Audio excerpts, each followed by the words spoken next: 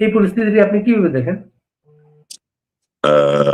প্রথম হচ্ছে জামাত তো আন্তর্জাতিক ভাবে মানে বিশ্বাসঘাতক।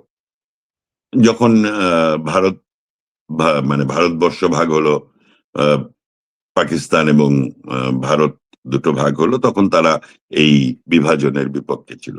এরপরে বাংলাদেশ, পূর্ব পাকিস্তান, তার বিপরীতে পশ্চিম পাকিস্তানের নিপীড়ন, নির্যাতন, শোষণ, বঞ্চনার বিপরীতে লড়াই করে যখন মুক্তিযুদ্ধ হলো, সেই মুক্তিযুদ্ধে তারা শুধু বিরোধিতাই করে নাই, সেই সেই সময়ে তারা নারী নির্যাতন, ধর্ষণ, অগ্নিসংযোগ, লুটপাট, মুক্তিযোদ্ধাদেরকে হত্যা, এই সমস্ত কিছুর সঙ্গে জড়িত ছিল।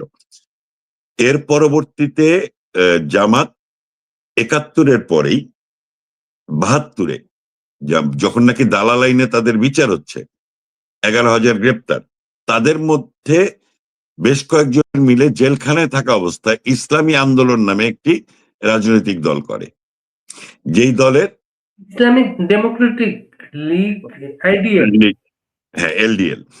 এই এলডিএল এর পুরো মৌলানা রহিম ছিলেন নেতা।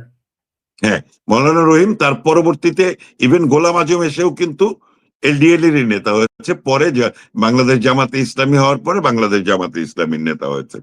এবং দেখেন যে এই ৩ দিন আগে একটা মজার ঘটনা ঘটলো।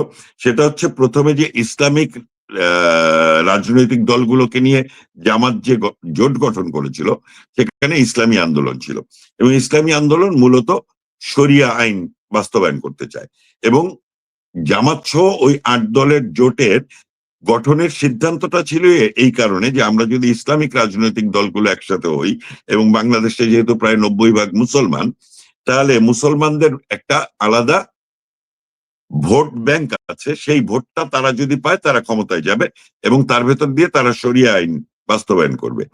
কিন্তু যখন নাকি জামাত মুক্তিযুদ্ধ বিরোধী এবং জাতি মুক্তিযুদ্ধ বিরোধীদের কোনোভাবেই গ্রহণ করবে না, এই বাঙালি জাতি, তখন তারা মুক্তিযুদ্ধে এই অপরাধের জন্য ক্ষমা না চেয়ে বরং তারা একটা ডিফারেন্ট স্ট্র্যাটেজিতে এগুলো, সেটা হচ্ছে মেজর আক্তারকে তারা জয়েন করালো মুক্তিযোদ্ধা, এবং সে একজন মুক্তিযোদ্ধা হিসেবে বলল যে পাকিস্তানের যে মুক্তিযুদ্ধের সময় যে জামাতে ইসলামী বিরোধিতা করেছিল, বাংলাদেশ জামাতে ইসলামী সেই দল নয়, এটি একদমই নতুন আরেকটি রাজনৈতিক দল, যার জন্ম হয়েছে মুক্তিযুদ্ধের পরে। আচ্ছা, এরপরে এটা একটি ক্যামোফ্লেজ তৈরি এবং মিথ্যা দিয়ে নিজেদেরকে, মুক্তিযুদ্ধকে একদিকে ক্ষমা না চাওয়া, আরেকদিকে মুক্তিযোদ্ধাদেরকে যুক্ত করা। এরপরে এলডিপি কে যুক্ত করলো কর্নেল অলি, এরপরে এনসিপি কে যুক্ত করলো, যেটা আমরা প্রথম থেকেই জানি যে এনসিপি আসলে জামাতেরই বি টিম। শিবিরের নেতারাই প্রথমে ইউনূসের ছাত্র শক্তির নেতা হয়, তারপরে আলাদাভাবে পার্টি গঠন করে, এবং এখানে ডক্টর ইউনূস এবং জামাত একটা ঐক্যবদ্ধ জায়গাতে আছে। সেক্ষেত্রে ওই টকশোতে বিএনপির নেত্রী ছিল মনি এমপি। মনি বলছে যে, যেই জামাতের সঙ্গে সম্পর্ক ছিন্ন করার প্রস্তাবে রাজি হলে 14তেই তারা ক্ষমতায় আসতে পারত, যে জামাতের সঙ্গে সম্পর্ক ছিন্ন করলে 18তেই তারা ক্ষমতায় আসতে পারত, যেই জামাতের সঙ্গে যদি 2001-এ জোট করে ক্ষমতায় এসে জামাত রাজাকারদের যদি গাড়িতে জাতীয় পতাকা না দিত, তাহলে বিএনপি একটি মুক্তিযুদ্ধের পক্ষের দল, যারা জামাতকে কখনো প্রশ্রয় দেয় না, সেই পরিচয়টাও সামনে থাকতো। আজকে জাতির কাছে তারা প্রশ্নবিদ্ধ। সেই জামাত 2024-এর 5 আগস্টের পরে তাদের সঙ্গে বিশ্বাসঘাতকতা করেছে, কারণ তারা এক ফ্যাসিস্টকে সরিয়েছে, শেখ হাসিনা, এটি হচ্ছে জামাতের ভাষ্য। তারা শেখ হাসিনার পরে, শেখ হাসিনাকে ক্ষমতা থেকে সরিয়ে দেওয়ার পরে বিএনপিকেও তারা মন্তব্য করলো বিএনপির ব্যাপারে, আমরা এক ফ্যাসিস্টকে সরিয়ে কি আরেক ফ্যাসিস্টকে ক্ষমতায় আনার জন্য 24-এর গণ অভ্যুত্থান করেছি? তো এইটা হচ্ছে জামাতের চরিত্র। এদিকে তারা আবার শরিয়া আইন বাস্তবায়ন করবে না, এটি হচ্ছে ইসলামিক রাজনৈতিক দলগুলোর সঙ্গে আরেকটি বিশ্বাসঘাতকতা করলো এবং ইসলামী আন্দোলন সেখান থেকে বেরিয়ে আসলো। এই অনুষ্ঠানে জামাত নেতা বলছে, আমরা প্রথমে বর্তমান সরকারের বা যে গণতান্ত্রিক পদ্ধতি বাংলাদেশে আছে, সাংবিধানিক গণতন্ত্র, এই সাংবিধানিক পদ্ধতিতে ক্ষমতায় যেতে চাই, তারপরে ধীরে ধীরে আমরা শরিয়া আইন বাস্তবায়ন করব। তার মানে হচ্ছে তারা একদমই তাদের যে আন্তর্জাতিকভাবে তারা বিশ্বাসঘাতক সেই চরিত্রটাই এখন সামনে আছে। এবং এখানে একটা মজার ঘটনা ঘটছে, যেটা আপনারা দেখেছেন যে জুলাই আগস্টের মানে 5 আগস্টের পর থেকে জামাত এবং এনসিপি কোনো না কোনো ভাবে নিজেদের মধ্যে একটা বিরোধ জারি রেখে তারা বিএনপির সঙ্গে নেগোসিয়েশনে যায়।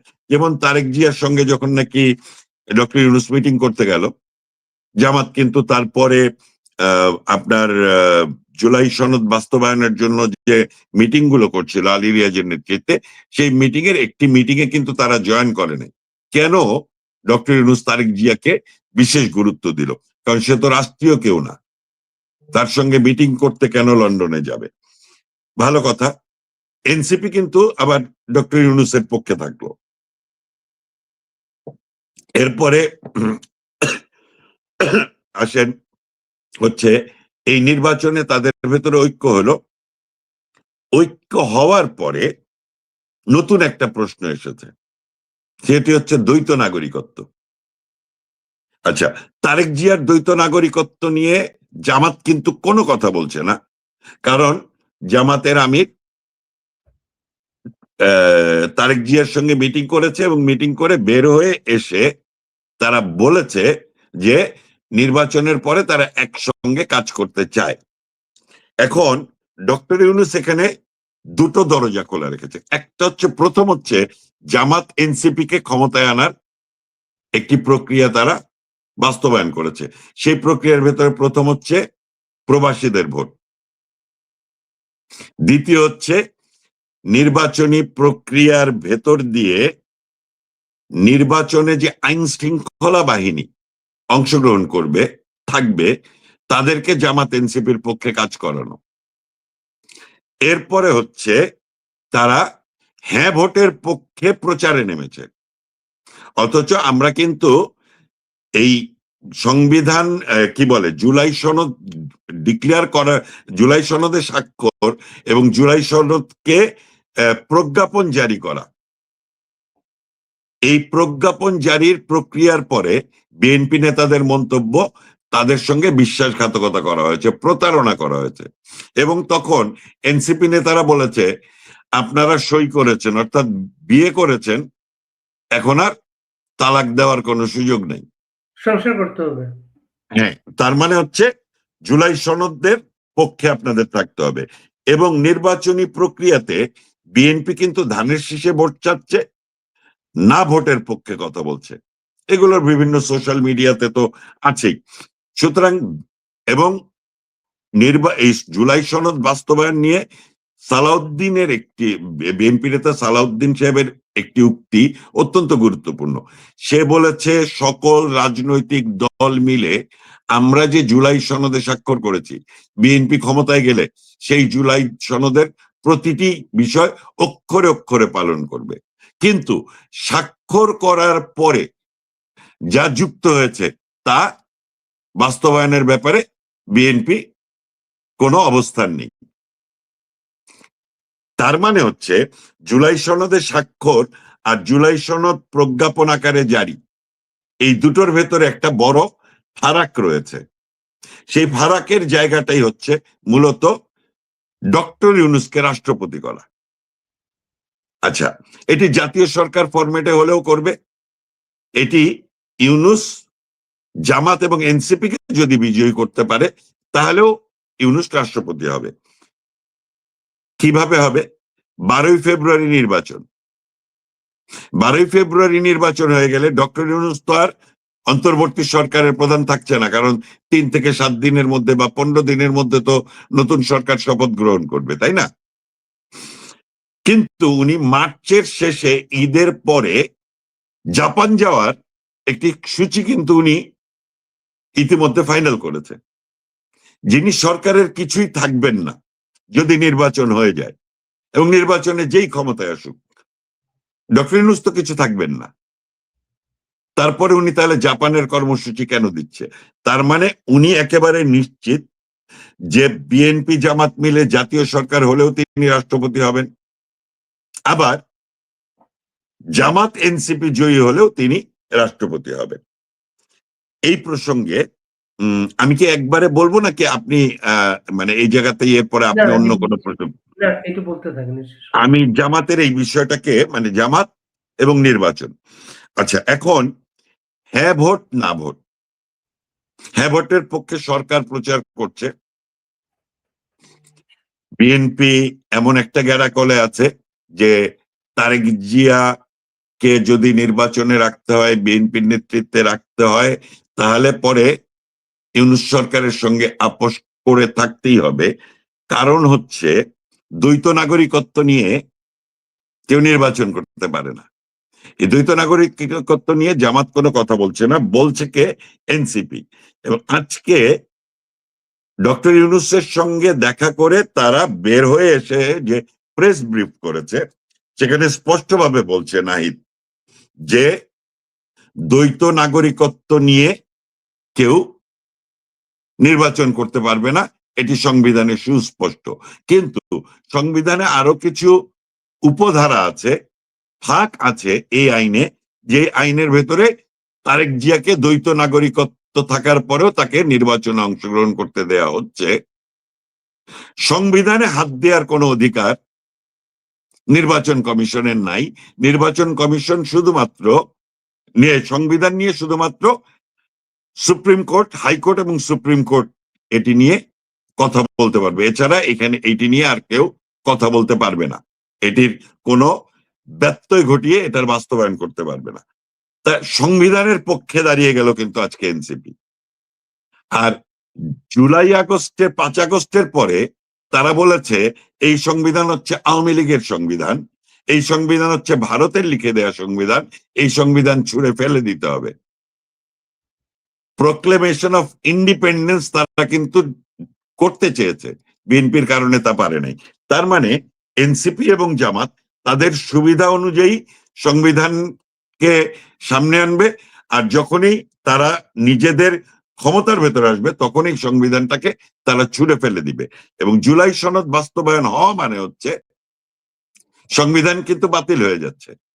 কারণ যেই দেশে সাংবিধানিক মানে সংসদীয় পদ্ধতির গণতন্ত্র আছে, সেই দেশে আপনাকে হ্যাঁ ভোট দিয়ে কেন সংসদীয় গণতন্ত্রের পক্ষে কথা বলতে হবে?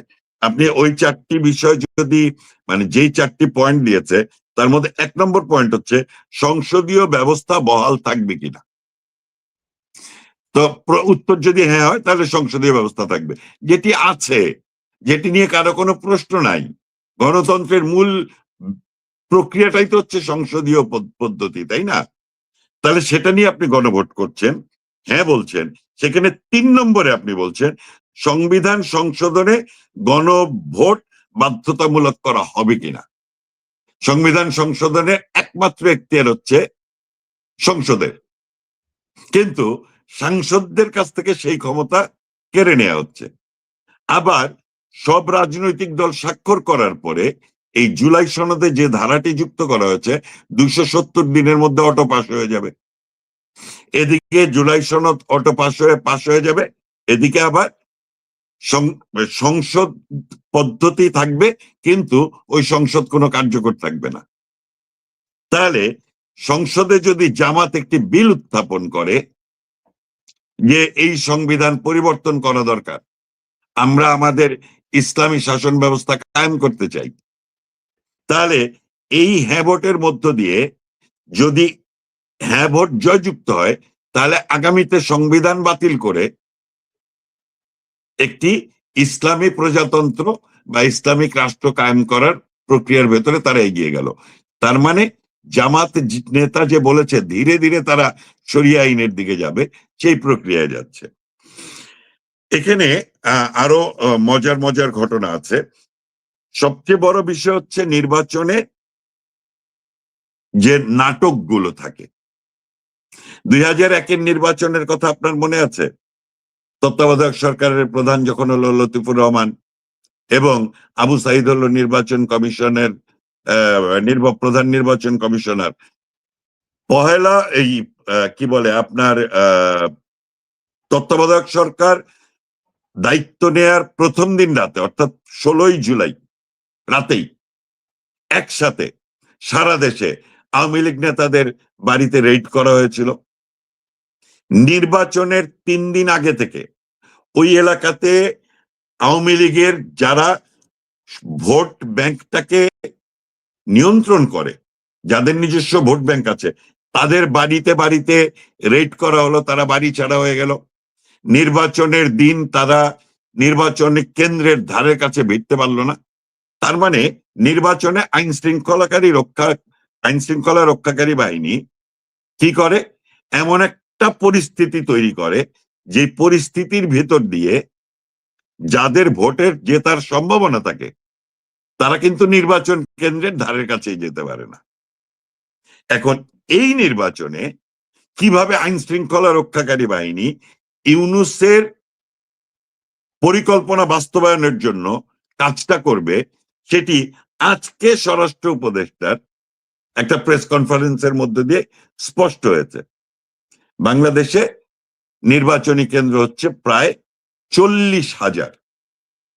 আচ্ছা, এই 40,000-এর ভেতরে অতি ঝুঁকিপূর্ণ এবং ঝুঁকিপূর্ণ, এটির এই ঝুঁকির জায়গায় শব্দ ব্যবহার করেছে গুরুত্বপূর্ণ। আপনি দেখেন, মানে খেলাগুলো দেখেন, এই যে খেলা ঝুঁকিপূর্ণ এবং গুরুত্বপূর্ণ, সেই জায়গাটাতে অতি ঝুঁকিপূর্ণ দেখাচ্ছে 9,000 আর ঝুঁকিপূর্ণ দেখাচ্ছে 8,000।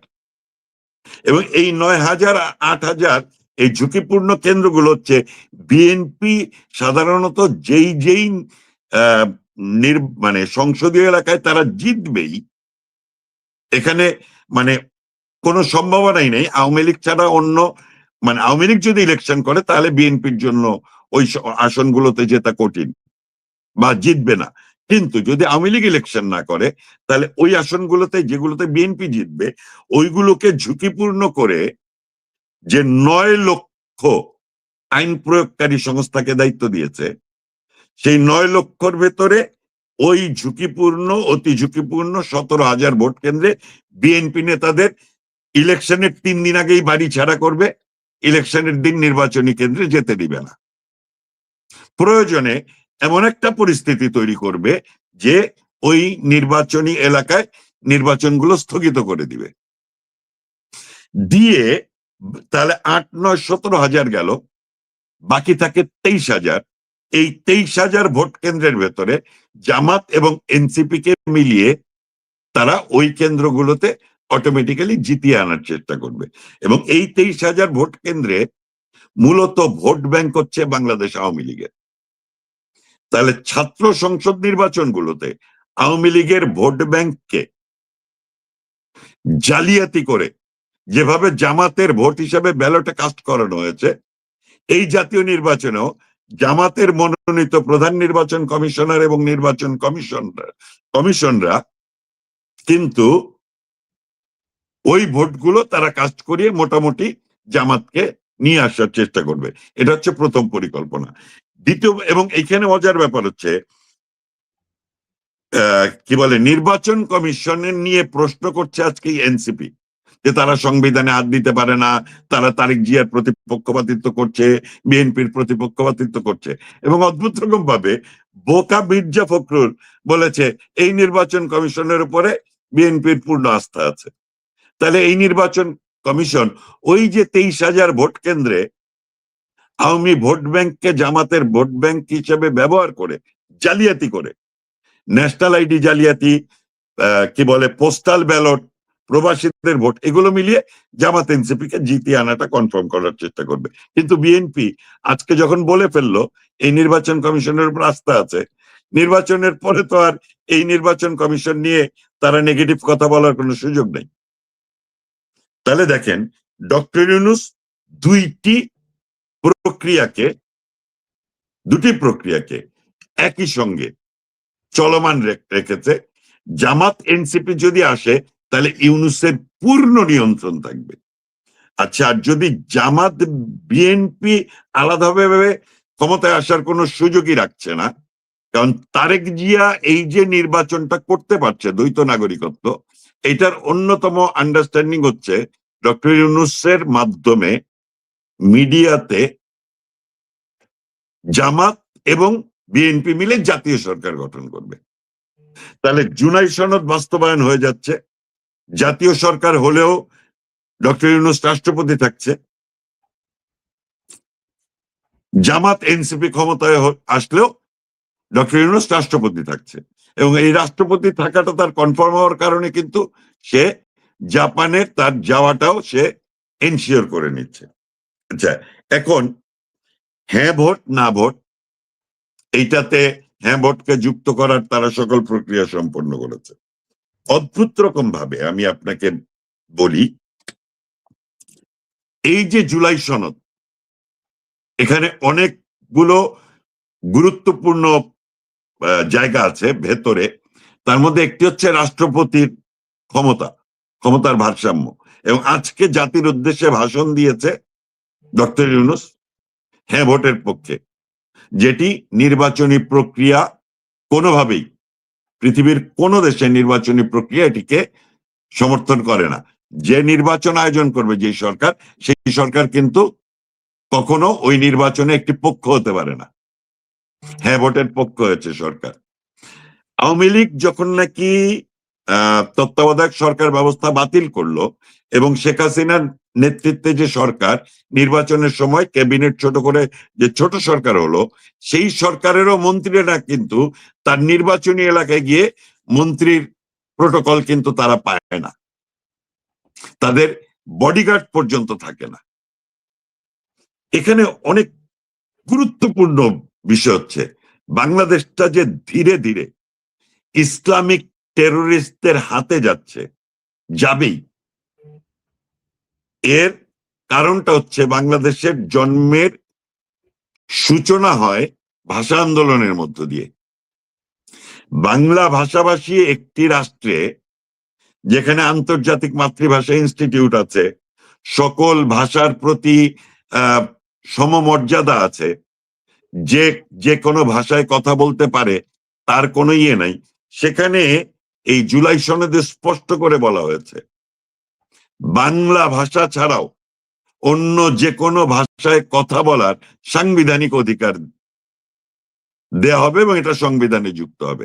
অর্থাৎ সাংবিধানিক ভাবে এই যে আজকের বাংলাদেশে যে শব্দগুলো ব্যবহার হয়, ইনসাফ, ন্যায় বিচার কিন্তু না, এটি কিন্তু একটি মৌলবাদী শব্দ, ইসলামিক শব্দ।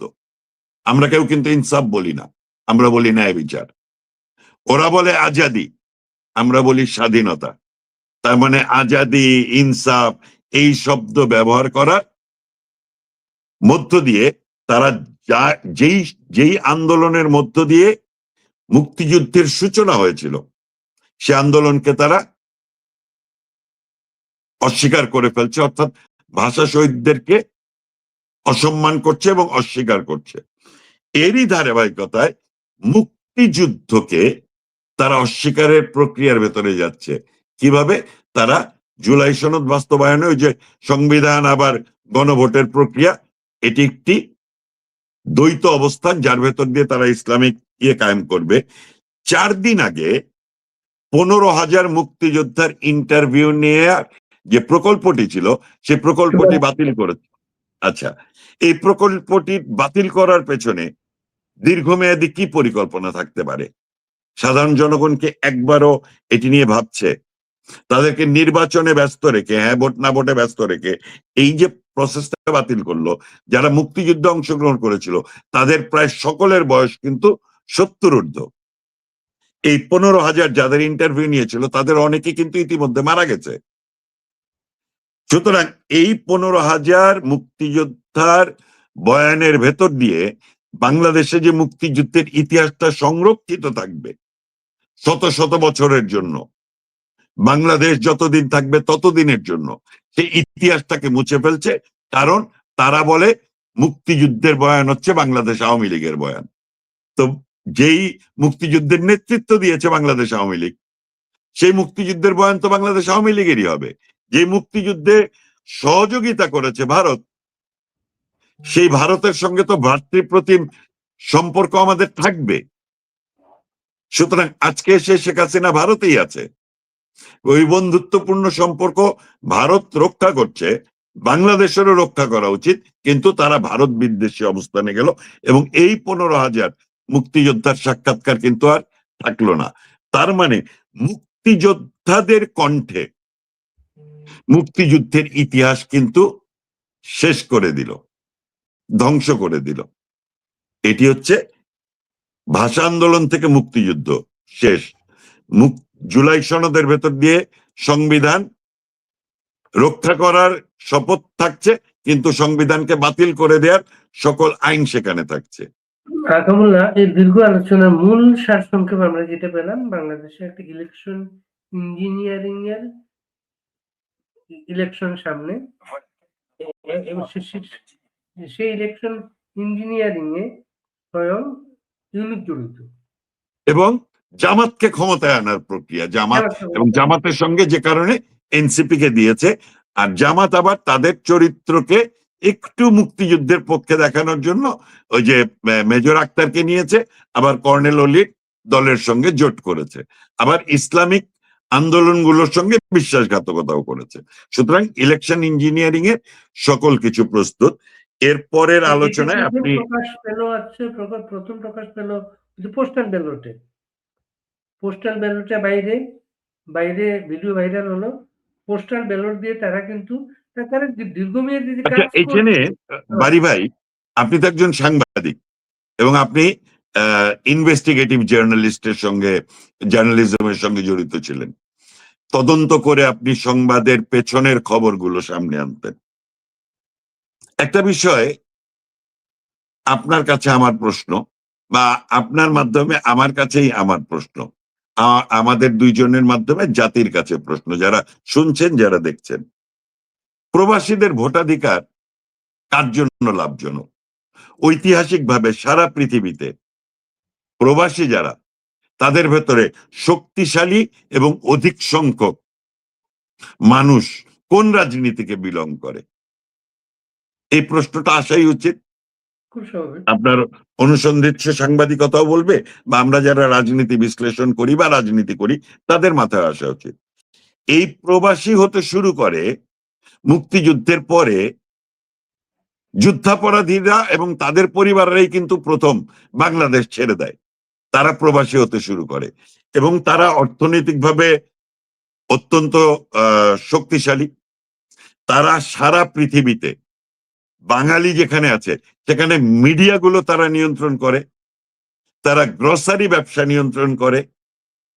ওই দেশগুলোতে তারা ধর্মীয় কি বলে আপনার মানে এক্সট্রিমিস্টদেরকে তারা ফাইন্যান্স করে।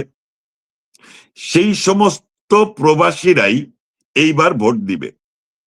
তার মানে প্রবাসীদের ভোট এই নির্বাচনী প্রক্রিয়ায় যুক্ত করাটাও ছিল হচ্ছে আপনার জামাতকে ক্ষমতায় আনার জন্য। আর পোস্টাল ব্যালটের যে জালিয়াতি, কত সংখ্যক প্রবাসী ভোটার আছে তা কি আপনি জানেন? আমরা জানি। কারো কাছে এই ডাটা আছে, ডাটাবেজ আছে? নাই তো। তাহলে যে পরিমাণ প্রবাসে আছে তার 4 গুণ ভোটার যদি শুধুমাত্র এনআইডি জালিয়াতি করে 4 গুণ ভোটারকে ভোট দেওয়ানো হয়, তাহলেই তো বিএনপি জামাত 40% জেতার প্রক্রিয়াতে এগিয়ে যায়। এরপরে আইন শৃঙ্খলা রক্ষাকারী পোস্টাল ব্যালটের নকশায় উপরে ডান দিকে 1 নম্বর প্রতীকটি হচ্ছে দাঁড়িপাল্লা। 1 নম্বরে দাঁড়িপাল্লা। আর বিএনপি তো বলতেছে ধানের শীষ এমন জায়গায় আছে যে ভাঁজ করলে নাকি ওইটা ধানের শীষ দেখাই যাবে না, দেখা যায় না মাঝখানে। মানে তারপরে দেখেন আপনি ব্রাহ্মণবাড়িয়াতে পোস্টাল ব্যালট ধরা পড়ে নাই, বাহরাইনে পোস্টাল ব্যালট ধরা পড়ে নাই। ইলেকশন কমিশনের এমআরসি দিতে বলছে, তাদের কাছে প্রচুর পোস্টাল ব্যালট ফেরত আসছে, ওই ঠিকানায় ওই মানুষকে পাওয়া যায় না। আমি শেষটা করব হচ্ছে মানে এই নির্বাচনী প্রক্রিয়ায় আওয়ামী লীগের অবস্থান নিয়ে। তার আগে যদি আপনার মানে আমার মনে হয় আপনি অন্য কোনো প্রসঙ্গ এই যে আম্মারকে নিয়ে যে ঘটনা হচ্ছে, এনসিপি কে পাঠানো হচ্ছে প্রধান উপদেষ্টার কাছে, এগুলা তো সবই একই নকশা মনে হয় না? আপনাকে আমি বলি, আম্মার যখন মুক্তিযুদ্ধের পক্ষে শিক্ষকদের পিটালো তখন কিছু বললো না। আজকে আমি বলছি যে এটা তো আপনি আজকের চরিত্র দেখতে পাচ্ছেন, যখন তার জামাত নিশ্চিত হয়েছে যে তারা রাষ্ট্র ক্ষমতায় যাবেই, জাতীয় সরকার হলেও যাবে, অথবা তারা যদি ষড়যন্ত্র করে ইলেকশন ইঞ্জিনিয়ারিং করে যায় তারা যাবে। কিন্তু 5 আগস্টের পরে যখন নাকি বিএনপি হাটবাজার দখল করতেছে, জামাত কোন কোন জায়গা দখল করলো? জামাত একদিকে বিচার ব্যবস্থা দখল করলো, একদিকে নির্বাচন কমিশন দখল করলো, একদিকে পুলিশ প্রশাসন দখল করলো, সেনাবাহিনীর ভেতরে যারা নাকি ইসলামিক মাইন্ডেড তাদেরকে সামনে নিয়ে এসে সেই জায়গাটাকে দখল করলো, সিভিল ব্যুরোক্রেসিকে দখল করলো, রিটায়ার্ড সচিবদেরকে এনে ইয়ে করলো। খুব গুরুত্বপূর্ণ হচ্ছে বাংলাদেশের প্রায় সকল শিক্ষা প্রতিষ্ঠানে প্রধান শিক্ষক, ভিসি এদেরকে পিটিএ মব করে জোর করে রিজাইন করিয়ে দিয়ে ওখানে জামাতপন্থী শিক্ষকদের বসালো। এবং ভোট কেন্দ্রগুলো কোথায় এটা তো আমরা সবাই জানি। ভোট কেন্দ্রগুলো হয়ই তো শিক্ষা প্রতিষ্ঠানগুলো, তো এলাকার প্রাইমারি স্কুল, হাই স্কুল, এগুলোই তো ভোট কেন্দ্র হয়, তাই না? এবং সেই শিক্ষা প্রতিষ্ঠান, তার মানে জামাত 5 আগস্টের পরে যা মব দিয়ে করেছিল আজকে তারা তাদের শক্তি দিয়ে করছে। বিকজ ছাত্র সংসদ নির্বাচনে বিজয়ের ভেতর দিয়ে শিবির কিন্তু একটা জিনিস প্রমাণ করে দিয়েছে, যে ছাত্র দলের, ছাত্র শিবিরকে মোকাবেলা করার কোনো শক্তি নাই। ছাত্র দল কোনোভাবেই ছাত্র শিবিরের শক্তির সঙ্গে পারবে না। তার মানে 5 আগস্টের আগে শেখ হাসিনাকে সরানোর ষড়যন্ত্রের সঙ্গে ইউনূস এবং জামাত, 5 আগস্টের পরে আগামী নির্বাচনে জেতার প্রক্রিয়ার সাথে জড়িত হচ্ছে ইউনূস এবং জামাত, এবং এদের সহযোগী হচ্ছে এনসিপি। এই হচ্ছে পুরো প্রক্রিয়াটা। এখন এই পুরো প্রক্রিয়াতে ডক্টর ইউনূসের স্বার্থ কি?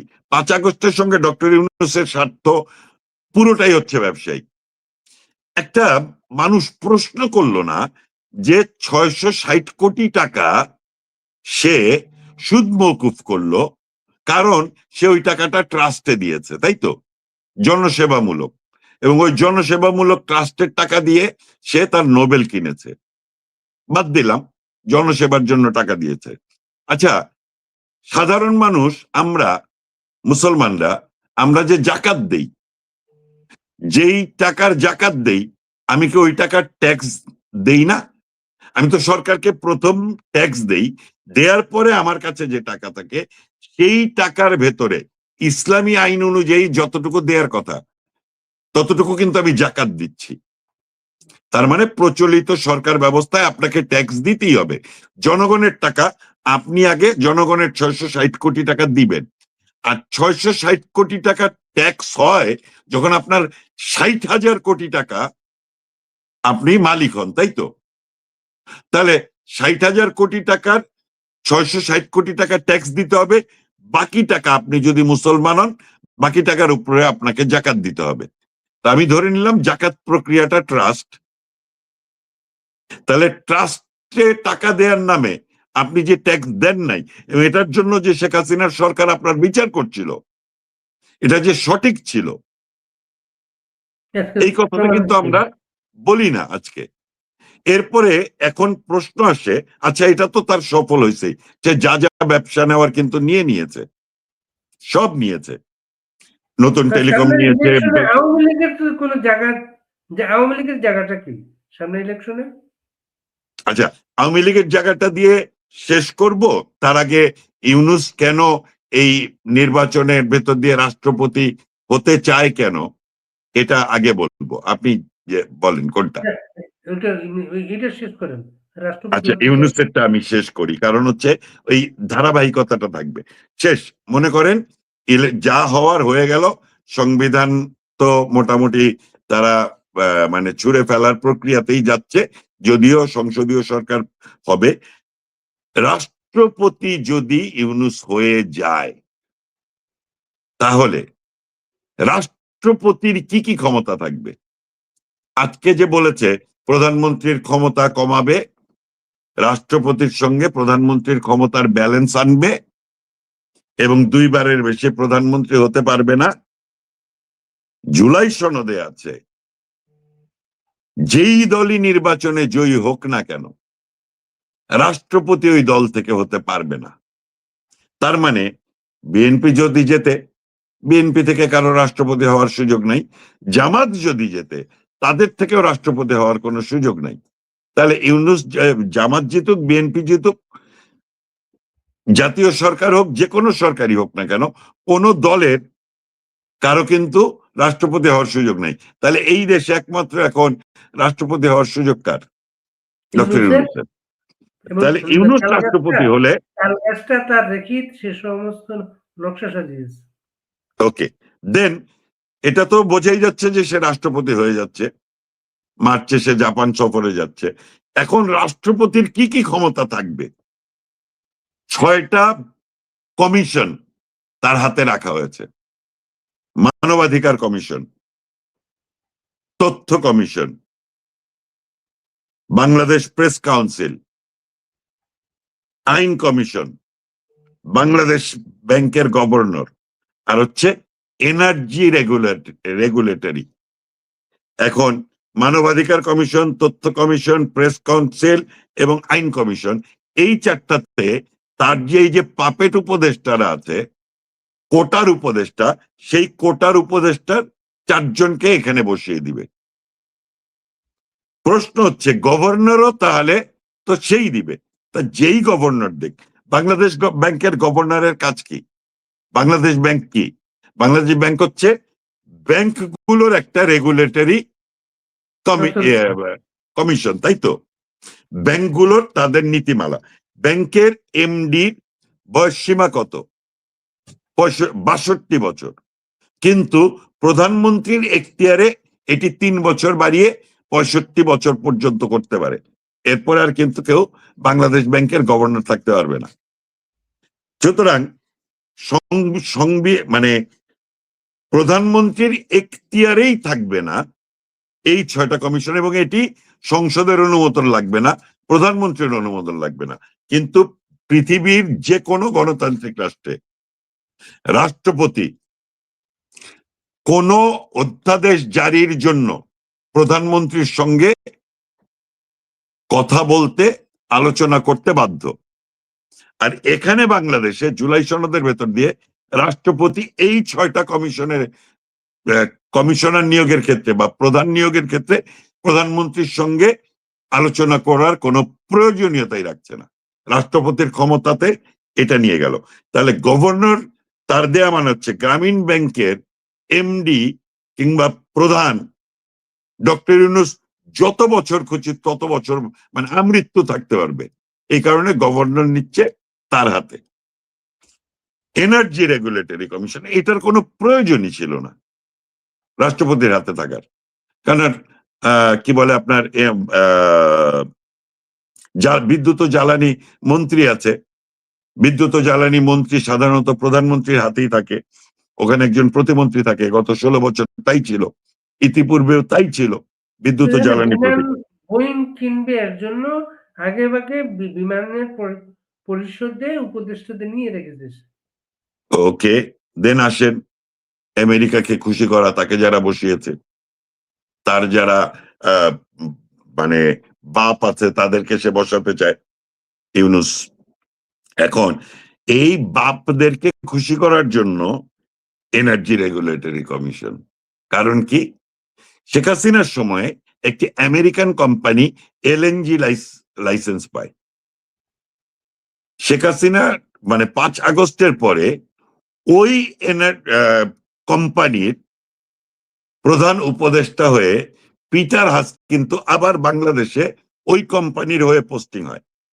সে কিন্তু আর এখন আমেরিকার ব্যুরোক্রেসির কেউ না। 5 আগস্টের আগে ছিল অ্যাম্বাসেডর, আর 5 আগস্টের পর হচ্ছে ওই এনার্জি রেগুলেটরি কমিশন। হঠাৎ করে এলএনজির দাম বেড়ে গেল গত কয়েকদিন আগে, দেখেছেন? বাজার নিয়ন্ত্রণ করতে পারতেছে না, কিচ্ছু না। এরপরে বলল খুব দ্রুততম সময়ের ভেতরে এলএনজি আমদানি করা হোক এবং বিদ্যুৎ উৎপাদনের ক্ষেত্রে অন্য সকল খাতকে গুরুত্বহীন করে এলএনজি কে গুরুত্ব দেয়া হবে, এই ঘোষণা দেয়া হলো। এবং এইটা রাষ্ট্রপতির হাতে থাকলো এবং পিটার হাস যে ডক্টর ইউনূসের বাপ, সেই বাপরে খুশি করার জন্য সেই কাজটা করলো। লক্ষ লক্ষ কোটি টাকার ব্যবসা দিয়ে দিল শুধু পিটার হাসের কোম্পানিকে। এই বাস্তবতায় দাঁড়িয়ে যেই দেশের মানুষ পাঙ্গাস মাছের কাটা কিনে খায়, এই কথা বলে আন্দোলনে নেওয়া হলো, তাদের পকেট থেকে গ্যাসের সিলিন্ডারের ইলিশ দাম কিভাবে ইলিশ নিয়ে ই- ইলিশ মাছের ওই যে ইয়েটা কি বলে, আঁশটা, ওইটা খায় গরিব মানুষ। ওইটা সিদ্ধ করে বেটে খায়, কারণ ওখানে ইলিশ মাছের গন্ধ আছে। ইলিশ মাছ খেতে পারে না বাংলাদেশের গরিব। শেখ হাসিনা শেখ হাসিনার সবচেয়ে বড় ব্যর্থতা কি ছিল জানেন? সবচেয়ে বড় ব্যর্থতা হচ্ছে ইউনূস সরকারের দৃষ্টিতে বা আন্তর্জাতিক ষড়যন্ত্রকারীদের দৃষ্টিতে শেখ হাসিনা বাংলাদেশের মাটিতে উগ্র মৌলবাদী জঙ্গি গোষ্ঠীকে মাথা তুলে দাঁড়াতে দেয়নি। উনি বাংলাদেশের সংবিধান, 30 লক্ষ শহীদের যে স্বপ্ন, যে দর্শন, অসাম্প্রদায়িক বাংলাদেশ, ধর্মনিরপেক্ষ বাংলাদেশ, সেই বাংলাদেশের পক্ষে ছিল। এটাই ওনার অপরাধ। আর দ্বিতীয় অপরাধ হচ্ছে তলাবিহীন ঝুড়ি থেকে উনি বাংলাদেশকে অর্থনৈতিকভাবে সমৃদ্ধ করেছিল, মধ্যম আয়ের দেশে নিয়ে গিয়েছিল।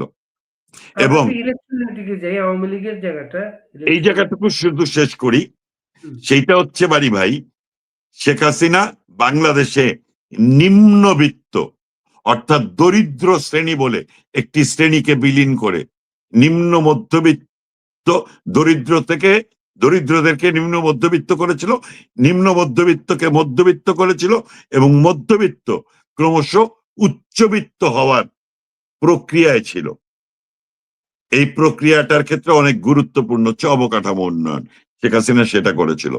মানব সূচক, সেটাকে তিনি সফল করেছিল। করোনার সময় সারা বিশ্বে প্রত্যেকটা দেশে লক্ষ লক্ষ মানুষ মারা গিয়েছে, আর আমাদের 18 কোটির দেশে মাত্র 26,000 মানুষ মারা গিয়েছিল। এটা হচ্ছে শেখ হাসিনার সফলতা ছিল। সেই সফলতাকে তারা ব্যর্থতা হিসেবে পৃথিবীর বুকে দেখানোর চেষ্টা করেছে এবং শেখ হাসিনাকে ক্ষমতা থেকে সরিয়েছে।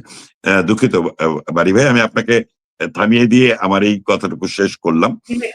ইলেকশনে আওয়ামী লীগ। আচ্ছা, এবার ইলেকশনে আওয়ামী লীগ।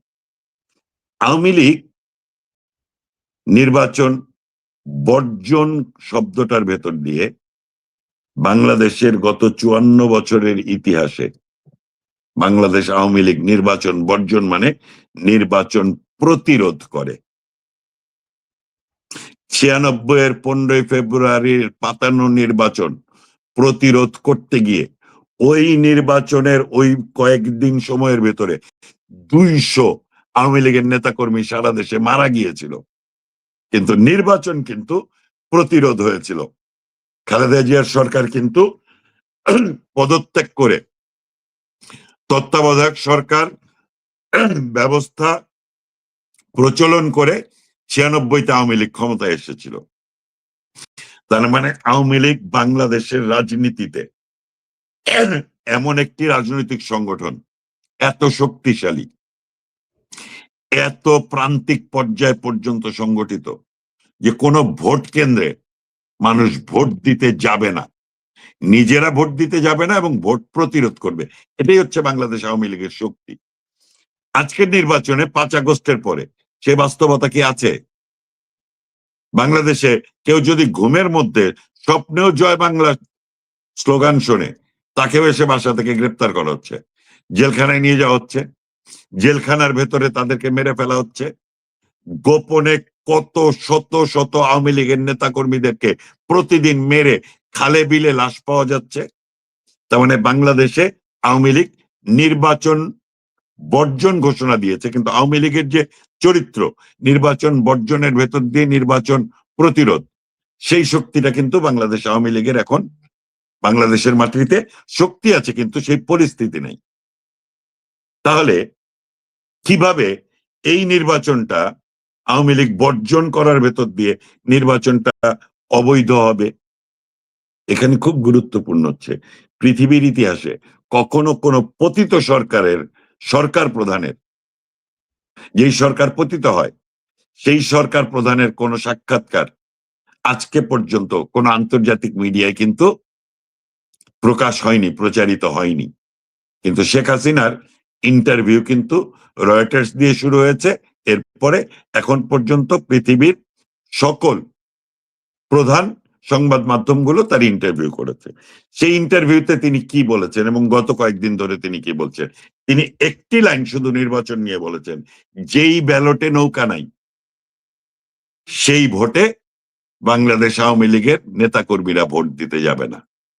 তার মানে মিনিমাম 40% ভোটার কিন্তু ভোট দিতে যাবে না। আচ্ছা, যেই ভোটে আওয়ামী লীগ নাই, যেই ভোটে এক ধরনের ধ্বংসাত্মক পরিস্থিতির ভিতরে, আতঙ্কের পরিস্থিতিতে, ভয়ের পরিস্থিতিতে নির্বাচন হবে, সেই পরিস্থিতিতে কিন্তু এমনিতেই আরো 30% মানুষ ভোট দিতে যাবে না। যাবে শুধু বিএনপি 20%, জামাতের 10% ভোটার। তাহলে 30%-এর উপরে যদি এটা 31-32% হয়, তাহলেও কিন্তু শেখ হাসিনার ওই একটি লাইন এই নির্বাচনকে অবৈধ করে দিল। অর্থাৎ অবৈধভাবে কর্মসূচি ছাড়া ইলেকশনে লোকজন যাবে না, এটা কি বাংলাদেশের পরিস্থিতি? ইলেকশনে তো বাংলাদেশের পরিস্থিতি তো তাই। আওয়ামী লীগ তো ভোট দিতে যেতেই পারবে না, বিকজ আওয়ামী লীগের নেতা কর্মীরা তো নাই। যে যার এলাকায় ভোটার সে ওই এলাকায় নাই, আর যারা আছে তারা বিএনপির সাথে কোনোভাবে যোগাযোগ করে আছে, যারা আছে তারা জামাতের শেল্টারে আছে। জামাত নিশ্চিত করছে আওয়ামী লীগের ভোট ব্যাংক তারা ভোট দিতে যেতে হবে, তাদের নিরাপত্তার কারণে তাদেরকে ভোট দিতে যেতে হবে, তাদেরকে ঘোষণা দিয়ে বলতেছে যারা নিরাপত্তা। ভোট দিতে যেতে হবে তাদের। আচ্ছা, তার মানে কি? তার মানে শেখ হাসিনা যখন বলে নৌকার মানুষ ভোট দিতে যাবে না, তারপরেও যদি ওই ভোট কাস্ট হয়, অর্থাৎ তাদেরকে ভোট কেন্দ্রে নিয়ে গিয়ে ভোট দেওয়ানো হয়, অথবা এনআইডি জালিয়াতি করে হয়, অথবা প্রবাসী ভোটারদের মাধ্যমে হয়, যে কোনো প্রক্রিয়াতে হয়, 30%-এর উপরে 31% ভোট হইলেই সেটা তো প্রশ্নবিদ্ধ হয়ে গেল। কারণ 40% আওয়ামী লীগের সরাসরি ভোট ছাত্র সংসদ ইলেকশনে দেখলাম যা হয়েছে, একদমই তাই, একদমই তাই। ইলেকশন, এইটাই হচ্ছে ইলেকশন ইঞ্জিনিয়ারিংটা। এবং যেই প্রক্রিয়াতে ছাত্র সংসদ নির্বাচনগুলোতে ছাত্র শিবিরকে জিতিয়েছে, ওই একই প্রক্রিয়াতে তারা জেতাবে জামাতকে। আর যদি বিএনপি তাদের সকল শক্তি দিয়ে আগামী কয়েকদিন ভোটারদেরকে বাড়ি বাড়ি যায়, ভোট কেন্দ্রে যায়, ভোট কেন্দ্র পাহারা দেয়, ভোট যদি করে এবং বিএনপি যদি জিতেও, তাহলেও জাতীয় সরকারের ভেতর দিয়ে ইউনূস থাকলো। কিন্তু আপনি দেখেন বাড়ি বাড়ি গিয়ে ভোটারের কাছে যাওয়ার মানে ইয়েই নেই। বিএনপির সমস্ত টার্গেট হচ্ছে তারেক জিয়া কোন দিকে যাবেন সেই সমাবেশগুলো শুধু অদ্ভুত না, তারেক জিয়া না, আপনি দেখেন কয়দিন পরে নির্বাচন, জাইমা রহমান হয়তো আরো 20 বছর পরে রাজনীতিতে আসবে, তারে নিয়ে মেতে আছে বিএনপি। আর এইদিকে জামাত কি করতেছে, মির্জা আব্বাসের বিরুদ্ধে ক্যান্ডিডেট ছিল হাদি, ঢাকা শহরে মির্জা আব্বাস ইজ এ পাওয়ার। সে কিন্তু শুধু মতিঝিলের তার নির্বাচনী এলাকা না, ঢাকা শহরের অর্ধেকের বেশি আসন মির্জা আব্বাস নিয়ন্ত্রণ করে। আমরা কিন্তু সবাই জানি মির্জা আব্বাস কিন্তু মাফিয়া। মির্জা আব্বাসকে নির্বাচনী প্রক্রিয়া থেকে বাইরে রাখার জন্য ষড়যন্ত্র করে কিন্তু হাদিকে মারলো, কিন্তু যে কোনো ভাবে হোক সত্যটা সামনে চলে আসছে। হাদি প্রজেক্ট কিন্তু তাদের ফেল করে গেল, মির্জা আব্বাসকে পারলো না। এরপরে দেখেন গত 3 দিনে মিনিমাম 7টা নির্বাচনী এলাকায় বিএনপি এবং বিএনপির প্রতিদ্বন্দ্বী প্রার্থীদের সংঘর্ষে মারা গিয়েছে। এবং এই হত্যাকাণ্ডগুলো বিএনপি এবং বিএনপির প্রতিদ্বন্দ্বী প্রার্থী যারা নাকি নমিনেশন পেয়েছে তার বিপরীতে যারা দাঁড়িয়েছে স্বতন্ত্র, প্রত্যেকটা এলাকাতে কিন্তু স্বতন্ত্র দাঁড়িয়েছে, সেইখানে জামাত ঢুকে আপনার হত্যাকাণ্ড ঘটিয়ে বিএনপিকে ভোট চাওয়ার প্রক্রিয়া, অর্থাৎ ঘরে ঘরে গিয়ে ভোট চাওয়ার প্রক্রিয়া থেকে বাইরে রাখছে। আর জামাত ঘরে ঘরে গিয়ে বেহেস্তের চাবি বিক্রি করতেছে, ভোট কিনতেছে, এখনই টাকা দিচ্ছে। কারণ ওই যে তফসিল ঘোষণা হয়ে যাওয়ার পরে আর তো করতে পারে না, আপনার টাকা বন্টন করতে পারে না। এটা যদি টাকা এখন ঘরে ঘরে গিয়ে টাকা দিচ্ছে, শাড়ি দিচ্ছে, বোরখা দিচ্ছে, কোরআন শপথ করাচ্ছে, বেহেস্তের টিকিট বিক্রি করতেছে, তারা ঘরে ঘরে যাচ্ছে, বিএনপিকে ঘরে ঘরে যাওয়ার প্রক্রিয়া থেকে বাইরে রাখছে। এই পুরো প্রসেসটাতে বিএনপি আসলে একদমই গ্যারাকলে পড়ে গেল। অর্থাৎ এই ষড়যন্ত্রের ভেতর দিয়ে বাংলাদেশে কিন্তু বিএনপির রাজনীতির ইতিও করতে পারে, সমাপ্তিও করতে পারে। কারণ বাংলাদেশের রাজনীতিতে সবসময় দুটি ধারা, একটা হচ্ছে মুক্তিযুদ্ধের পক্ষের, একটা হচ্ছে মুক্তিযুদ্ধের বিপক্ষের। বিএনপির জন্ম 15ই আগস্ট, 75-এর 15ই আগস্টের পরে স্বৈরশাসক জিয়া রহমানের হাত ধরে এবং মুক্তিযুদ্ধ বিরোধী রাজাকারদেরকে একটা প্ল্যাটফর্ম তৈরি করে দিয়ে বিএনপির জন্ম। যেই বিএনপি শাহ আজিজকে প্রধানমন্ত্রী বানিয়েছে রাজাকার, যেই বিএনপি রাজাকার কি বলে আপনার বিশ্বাস, হ্যাঁ, আব্দুর রহমান বিশ্বাসকে রাষ্ট্রপতি করেছে। সেই বিএনপি অ্যান্টি আওয়ামী লীগ রাজনীতি নিয়েই বাংলাদেশে কিন্তু একটি শক্তিশালী রাজনৈতিক দল হয়েছে। তার মানে মুক্তিযুদ্ধের বিপক্ষ অথবা আওয়ামী লীগ অ্যান্টি আওয়ামী লীগ। এখন অ্যান্টি আওয়ামী লীগ শক্তিটা যদি বিএনপি থাকে তাহলে বাংলাদেশের মানুষের জন্য একটা পূর্ণ গণতন্ত্র ফিরে আসার সম্ভাবনা থাকে। কারণ টু পার্টি ডেমোক্রেসি, এবং টু পার্টি ডেমোক্রেসিতে বিএনপি কিন্তু মুক্তিযুদ্ধের বিরোধীদের দিয়ে গঠন হলেও তাদের মূল রাজনীতি কিন্তু স্বাধীনতার ঘোষক জিয়া। কিন্তু এই নির্বাচনে যদি বিএনপি পরাজিত হয় তাহলে বাংলাদেশের যে মুক্তিযুদ্ধের বিরোধী শক্তি কিংবা অ্যান্টি আওয়ামী লীগ শক্তি, এই পুরো অংশটা চলে যাবে জামাতের কাছে। তার মানে আগামীতে বিএনপি যদি বিলীন হয়ে যায় তাহলে বাংলাদেশ আওয়ামী লীগের মুখোমুখি হতে হবে জামাতকে। আর সেই জামাত কোন জামাত? সেই জামাত যারা মুক্তিযুদ্ধের বিরোধিতা করেছিল, সেই জামাত যারা বাংলাদেশে উগ্র মৌলবাদী জঙ্গি গোষ্ঠীর সমর্থন করেছে এবং আজকে এসে তারা প্রধান পৃষ্ঠপোষক। এবং তাদের পেছনে আছে পাকিস্তান, আছে আইএসআই, আছে জঙ্গিদের অর্থ, জঙ্গিদের অস্ত্র এবং জঙ্গিদের ট্রেনিং। কিন্তু এই জামাতকে বাংলাদেশের সব রাষ্ট্রদূতরা লাইন ধরে তারা গিয়ে সাথে দেখা করছে। এটা তো তাদের তো ইমপ্রেশন বিএনপি ক্ষমতা আসছে। আপনার পুরো আলোচনায় বিএনপি ক্ষমতা আসার কোনো সুযোগ নেই। আপনি 5 আগস্টের ঠিক আগে দিয়ে শেখ হাসিনাকে ক্ষমতা থেকে সরিয়ে দেওয়ার জন্য যে কনস্পিরেসিটা ছিল, সেই কনস্পিরেসির সময়টা আপনি চিন্তা করেন তো, ওই কয়েকদিন, মানে উনি 17 তারিখ আসলেন, চায়না থেকে আসলেন, সরি 12 তারিখে আসলেন, 13 তারিখে প্রেস কনফারেন্স করলেন, 13 তারিখের প্রেস কনফারেন্স করলেন দুপুরে। ওনাকে প্রশ্ন করা হলো যে এই কোটা আন্দোলনের ব্যাপারে আপনি কি করবেন। এটা তো আমি, শেখ হাসিনা বললেন এটা তো আগেই সমাধান হয়ে গেছে 2018 সালে, এখন এটা নিয়ে কথা হতে হবে। সাংবাদিকরা এমন প্রশ্ন করলো যার উত্তরে কিন্তু উনি বলতে বাধ্য হলেন যে রাজাকারের নাতি নাতিদেরকে আমি করব নাকি, কোটা দিব নাকি, আমি তো মুক্তিযোদ্ধাদেরকেই কোটা দিব। এইটার উপরে আমি কে তুমি কে রাজাকার। 15 তারিখে ছাত্রলীগকে হামলা, 16 তারিখে আবু সাইদ হত্যার নাটক, মুগ্ধ হত্যার নাটক, এই সব কিছু করে শেখ হাসিনাকে সরিয়ে দেওয়ার প্রক্রিয়াটা যখন আসলো, তখন আওয়ামী লীগের অভ্যন্তরে যারা এই ষড়যন্ত্রের সঙ্গে জড়িত ছিল তারা শেখ হাসিনার সঙ্গে একটা প্রক্রিয়া চলেছিল, আপনার মনে আছে? ব্যবসায়ী প্রতিনিধিরা প্রতিদিন কোনো না কোনো এই বাংলাদেশের সমাজের কোনো না কোনো অংশ শেখ হাসিনার সঙ্গে দেখা করছে, মিটিং করছে, প্রধানমন্ত্রীর সঙ্গে ব্যবসায়ীরা করছে, সাংবাদিকরা করছে, আইনজীবীরা করছে। শেখ হাসিনাকে ওইদিকে ব্যস্ত রেখেছে আর এদিকে 5 আগস্ট ঘটিয়ে ফেলেছে। আজকে এসে তারেক জিয়ার সঙ্গে যে এই যে সবাইকে মিটিং করাচ্ছে না, এই যে তারেক জিয়া ওভার কনফিডেন্ট, সে ক্ষমতায় চলে আসছে, সে প্রধানমন্ত্রী এবং ভাবি প্রধানমন্ত্রীর সঙ্গে সবাই মিটিং করতেছে, এর ভেতর দিয়ে বিএনপির পরাজয় কিন্তু নিচে দিয়ে শিকড়টা কেটে ফেলতেছে, পরাজয় নিশ্চিত করছে।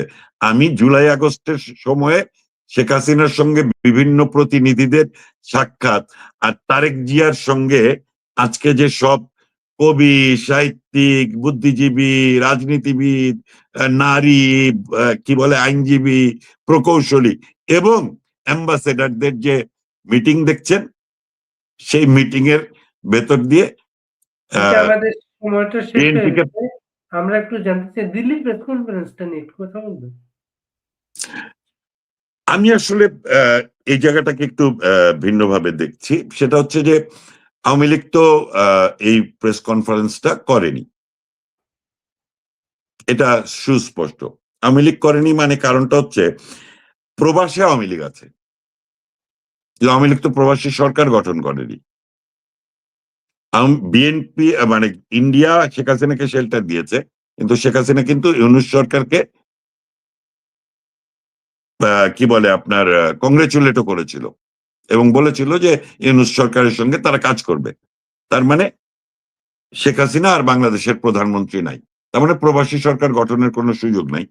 ইন্ডিয়াতে যে সমস্ত আওয়ামী লীগ নেতারা আছে তারাও কিন্তু পাবলিক কোনো মিটিং এ অ্যাপিয়ার করে না, তারা অনলাইনে মিটিং করে। কিন্তু প্রেস ক্লাবে এই যে প্রেস কনফারেন্সটা হলো, এই প্রেস কনফারেন্সটা আওয়ামী লীগের না, তার ভেতর দিয়ে একটি জিনিস আওয়ামী লীগ প্রমাণ করতে চেয়েছে যে তারা বিদেশে বসে কোনো প্রেস কনফারেন্স করবে না। এখানে আরো একটা জিনিস গুরুত্বপূর্ণ, ওবায়দুল কাদেরের একটা সাক্ষাৎকারে তার খুব চমৎকার উত্তর দিয়েছিল যে ক্ষমা চাওয়ার বিষয়টা যখন আসলো, বললো আমরা বাংলাদেশের রাজনীতি করি, বাংলাদেশের মাটিতে যখন ফিরে যাব তখন আমরা, জনগণ যদি মনে করে আমরা ভুল করেছি আমরা ক্ষমা চাইব। তার মানে এই দিল্লির প্রেস কনফারেন্সটা কিন্তু আওয়ামী লীগের প্রেস কনফারেন্স না, যদিও আওয়ামী লীগের নেতারা উপস্থিত ছিল। আরেকটা জিনিস হচ্ছে এটি আওয়ামী লীগের ওন করার কোনো সুযোগই নেই, কারণ 5 আগস্টের আগে দিয়ে 8 দফা যখন 9 দফা হলো, অর্থাৎ প্রথম দফা হয়ে গেল শেখ হাসিনাকে ক্ষমা চাইতে হবে। এমন একটা পরিস্থিতি, শেখ হাসিনা ক্ষমা চাইলেও তিনি ওই খুনের দায় নিবেন, ক্ষমা না চাইলেও জাতি তাকে খুনের দায় দিচ্ছে। ঠিক এই প্রক্রিয়াটা, এই যে আইসিটি চলছে, বিচার চলছে, এই বিচার প্রক্রিয়া দিয়ে শেখ হাসিনাকে যতই ফাঁসির রায় দেখ না কেন, জাতীয় এবং আন্তর্জাতিক ভাবে এটা সবাই জানে যে এই পুরো জুলাই আগস্টের আন্দোলনে প্রত্যেকটা হত্যাকাণ্ড টার্গেট করা এবং ষড়যন্ত্রের অংশ। সুতরাং এখানে যে শব্দটা ব্যবহার হয়েছে ক্যাজুয়ালিটি আর কিলিং, ক্যাজুয়ালিটির দায় তো ক্যাজুয়ালিটি হয়েছে কিন্তু কিলিং হয়নি, এই যে ওই প্রেস কনফারেন্সের শব্দটা ব্যবহার করেছে, আমি মনে করি যে ওই প্রেস কনফারেন্সে যারা উপস্থিত ছিল তাদের শব্দ চয়নের ক্ষেত্রে এটি একটি ভুল, যেটির দায় অনেকটা শেখ হাসিনার উপরে দেবার চেষ্টা করা হতে পারে ভবিষ্যতে বিএনপি জামাত। কিন্তু আওয়ামী লীগ এই যে একটা শক্তভাবে বলে দিয়েছে এটি আওয়ামী লীগের প্রেস কনফারেন্স নয়, এটি একটি ভালো দিক। একটা হচ্ছে যে নেক্সট যে প্রেস কনফারেন্স হবে এটাতে শেখ হাসিনা যুক্ত হবেন অনলাইনে, কিন্তু এটাও কিন্তু আওয়ামী লীগের প্রেস কনফারেন্স না। সুতরাং আওয়ামী লীগ রাজনৈতিক ভাবে অত্যন্ত বুদ্ধিমত্তার সঙ্গে, যেহেতু প্রবাসী সরকার নাই, সুতরাং ওনারা প্রবাসে বসে ফিজিক্যাল কোনো প্রেস মিট করছে না। আওয়ামী লীগ নেতারা তো প্রতিদিনই প্রেসে কথা বলছে, অনলাইনে কথা বলছে। আপনার এই টকশোতে আমি কথা বলছি, আমিও তো আওয়ামী লীগের সাবেক সহ সম্পাদক, বাংলাদেশ আওয়ামী লীগের কেন্দ্রীয় কমিটির সাবেক সহ সম্পাদক আমি। আমি এই যে কথা বলছি, আমি তো দেশের বাইরে আছি, আমি তো বাংলাদেশে নেই, আমি কিন্তু কোথাও ফিজিক্যাল অ্যাপিয়ারেন্স করি না। কারণ হচ্ছে আমি ফিজিক্যাল অ্যাপিয়ারেন্স করার লড়াইটাই এখন করব, এবং আমি কবিতা পড়ি, আমি বক্তৃতা দেই, আমি সংগ্রাম করি, আমি সাংস্কৃতিক আন্দোলন করি, যা করি আমি বাংলাদেশের মাটিতে গিয়ে করব, এবং শেখ হাসিনাও বাংলাদেশের মাটিতে গিয়ে শেষ করবো আকাশ। কিন্তু আপনি যেহেতু আবৃত্তির লোক, একটা প্রসঙ্গ আমাদের ভালো পাওয়া নাই, শিল্পকলা একাডেমির সাম্প্রতিক সিদ্ধান্ত